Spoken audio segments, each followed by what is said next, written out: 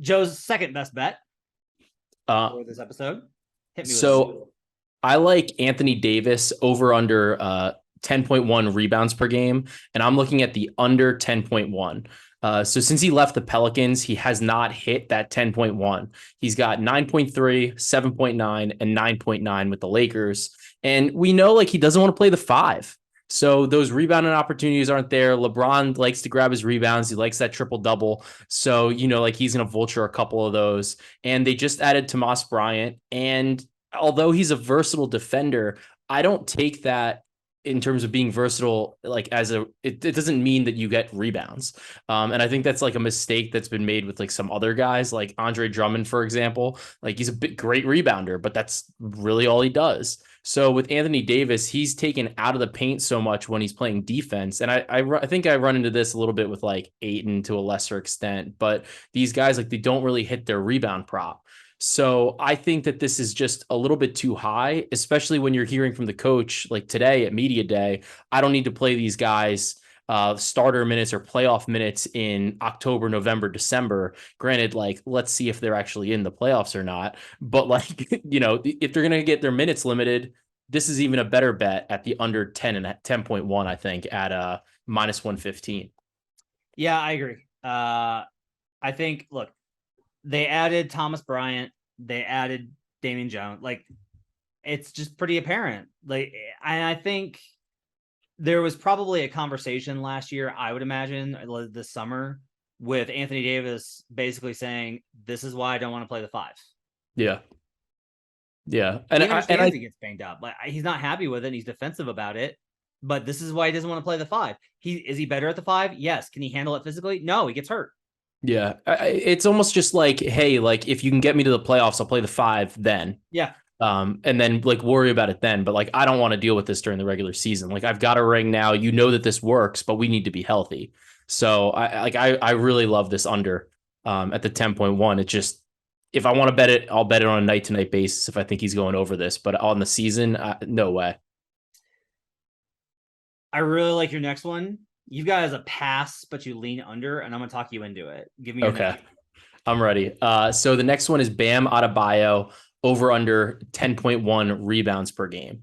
So I was conflicted about this one. And he's similar in the way that I looked at Anthony Davis. Like his defense takes him out of the paint a lot, but his were like real close. He had 10.1 last season, 9 the year before, and then 10.2 the season before that. So I'm like a little nervous about it, but maybe you can convince me.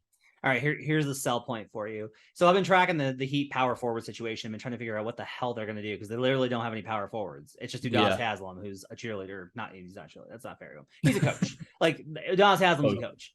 Yeah. So I do Locked On NBA on Tuesdays with David Ramil, who hosts Locked On Heat, and I was asking him about it.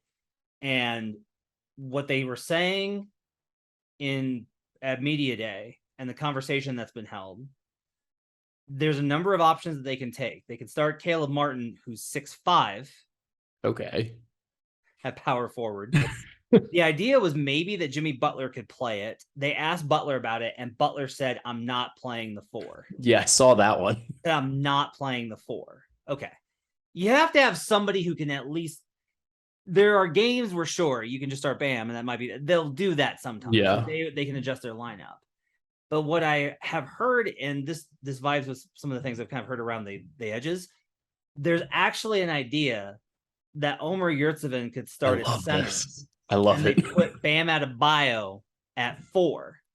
And okay. If that's the case, then Bam Adebayo is absolutely going under this number because he'll be further from the rim. He'll be playing more wings. He's always in defensive coverages, going to be a little bit extended because he's a big that you can switch with. And they play zone. And so he'll be a little bit up sometimes in the 3-2 as well. Just in terms of like if he's challenging past the original point of defense on the perimeter, Bam's the one that steps up. The other thing is that they asked Bam about scoring more. And Jimmy said, look, I don't need to talk to Bam. He knows he's got to score more. We need him to be more aggressive. Yeah. Bam was talking about taking more shots today. Now, this is an annual talking point for Bam Adebayo. So you're going to have to show me for me to bet the over on his points. However, it is enough for me to think, okay, he might be a little bit more aggressive. And if he's a little bit more aggressive in shooting, I think he's more likely to shoot from space and further away from the rim and not just on post ups. And if that's the case, fewer rebound attempts on his own putbacks in situations like that. So if he's a bigger focal point of the offense, one of the biggest things for them is the pick and roll and him getting into the mid-range area to be able to hit those shots in from about 10 to 15 feet in the center of the court. If that's a key area of emphasis for them, again, he's not going to be in position to rebound.